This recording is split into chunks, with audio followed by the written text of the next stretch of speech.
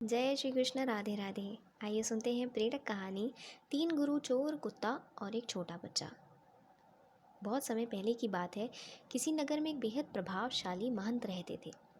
उनके पास शिक्षा लेने हेतु दूर दूर से शिष्य आते थे।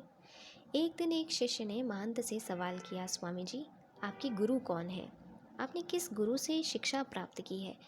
महंत शिष्य का सवाल सुनकर मुस्कुराए और बोले, मेरे हजारों गुरु हैं। यदि मैं उनके नाम गिनाने बैठ जाऊं तो शायद महीनों लग जाएं, लेकिन फिर भी मैं अपने तीन गुरुओं के बारे में तुम्हें बताऊंगा। मेरा पहला गुरु था एक चोर। एक बार मैं रास्ता भटक गया था। तब दूर किसी गांव में पहुंचा तो बहुत देर हो गई थी। सब दुकानें और घर बंद हो चुके थे, लेकिन आखिरकार मुझे एक आदमी मिला जो एक दीवार में सेंध लगाने की कोशिश कर रहा था।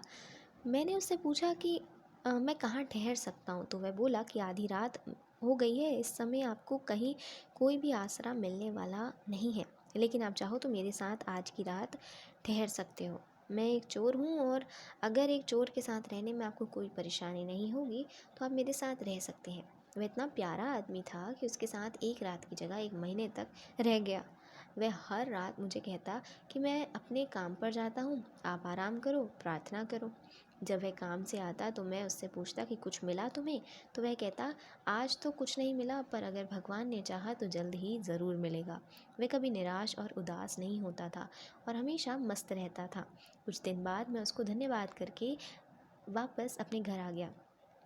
जब मुझे ध्यान करते हुए सालों साल बीत गए थे और कुछ भी नहीं हो रहा था, तो कई बार ऐसे क्षण आते थे कि मैं बिल्कुल हताश और निराश होकर साधना छोड़ देने की ठान लेता था। और तब अचानक मुझे उस चोर की याद आती जो रोज़ कहता था कि भगवान ने चाहा तो जल्द ही कुछ ज़रूर मिलेगा। और इस तरह मैं हमेशा अपना ध्यान लगाता और साधना में लीन रहता। फिर कहती, मेरा दूसरा गुरु एक कुत्ता था। एक बहुत गर्मी वाले दिन मैं कहीं जा रहा था और मैं बहुत प्यासा था और पानी की तलाश में घूम रहा था कि सामने से एक कुत्ता दौड़ता हुआ आया। वह भी बहुत प्यासा था।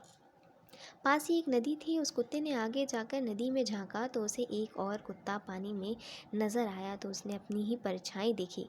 कुत्ता उसे देखकर बहुत डर गया। वह परछाई को देखकर भौंकता और पीछे हट जाता, लेकिन बहुत प्यास लगने के कारण वह वापस पानी के पास लौट आता।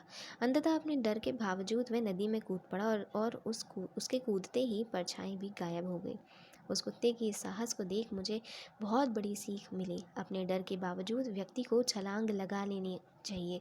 सफलता उसे ही मिलती है जो व्यक्ति अपने डर का साहस से मुकाबला करता है। मेरा तीसरा गुरु एक छोटा बच्चा है। मैं एक गांव से गुजर रहा था। मैंने देखा एक छोटा बच्चा एक जलती हुई मोमबत्ती ले जा रहा था। वह पास में किसी मंदिर में मोमबत्ती रखने जा रहा था। मजाक में ही मैंने उससे पूछा कि क्या ये मोमबत्ती तुमने जलाई है? वह बोला, जी मैंने ही जलाई है। तो मैंने उससे कहा कि एक क्षण था जब यह मोमबत्ती बुझी हुई थी और फिर एक क्षण आया जब ये मोमबत्ती जल गई। क्या तुम मुझे वह स्रोत दिखा सकते हो जहाँ से वह ज्योति आई है?